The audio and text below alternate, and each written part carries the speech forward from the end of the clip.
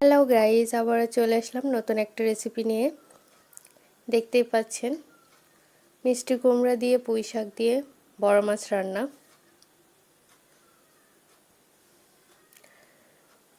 তো আমরা মিষ্টি কুমড়াকে কেটে ধুয়ে নিয়েছি, পুঁই শাককেও। তো এখানে নিয়ে নিয়েছি পেঁয়াজ, রসুন, কাঁচামরিচ আর গোটা কিছু মশলা।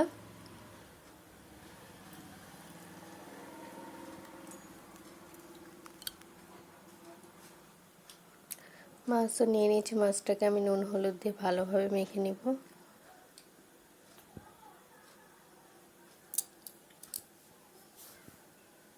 মাছটা আমি ভেজে নিয়েছি,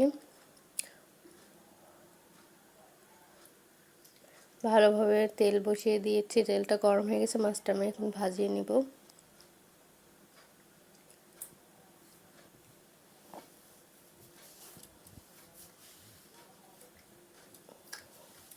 মাছ ভাজার ওই তেলে আমি গোটা মশলাগুলো দিয়ে দিব। তেজপাতা, পাঁচফোড়ন, জিরা, দারুচিনি,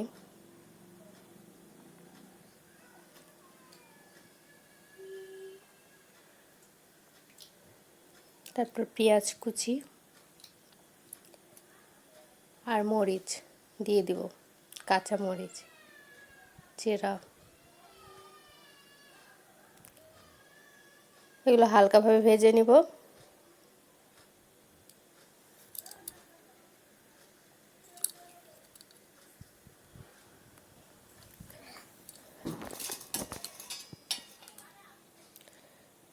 বাটা মশলাগুলো দিয়ে দিচ্ছি, শুকনো মশলার সাথে দিয়ে দিচ্ছি। বাটা মশলা এখানে দিয়ে দিয়েছি আদা জিরা বাটা, রসুন বাটা, আর এখানে শুকনো মশলাও দিয়ে দিলাম, হলুদ সামান্য পরিমাণ, আর নুন স্বাদ মতো দিয়ে দিলাম। তো এগুলো ভালোভাবে আমি কষিয়ে নেব।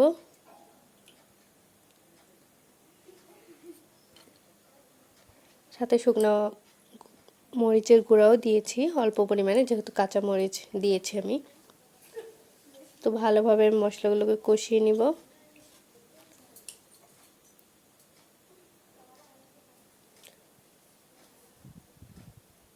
তো আগে থেকে কেটে ধুয়ে রাখা মিষ্টি কুমড়া পুঁই শাকটা দিয়ে দিব।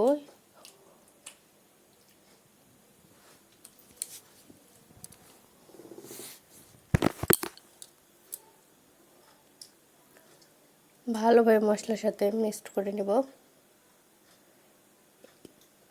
হাতের সাহায্যে এপার ওপর করে নিব। ভালোভাবে কষানোর জন্য আমি সামান্য পরিমাণ জল অ্যাড করে ঢেকে দিয়েছি। তো ঢাকা খুলে এই তো অবস্থা।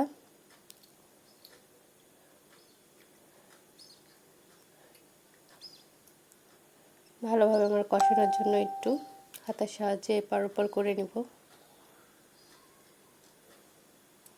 জলটাও দেখুন শুকিয়ে গেছে, মশলাগুলো গায়ে গায়ে লেগে গেছে। ভালোভাবে কষিয়ে নিব।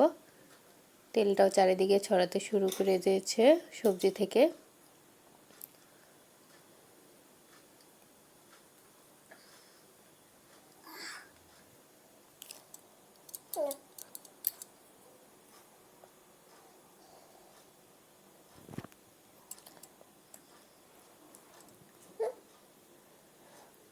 জল অ্যাড করে দিব ঝোলের জন্য। আমি এখানে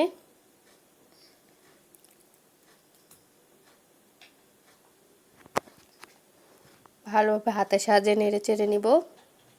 তারপর একটু ঢেকে দিব তরকারিটা যাতে ফুটে ওঠে।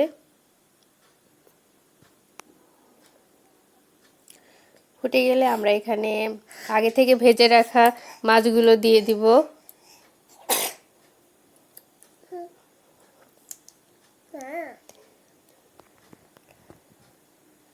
তো মাছগুলো দিয়ে ভালোভাবে আমরা ফুটাবো।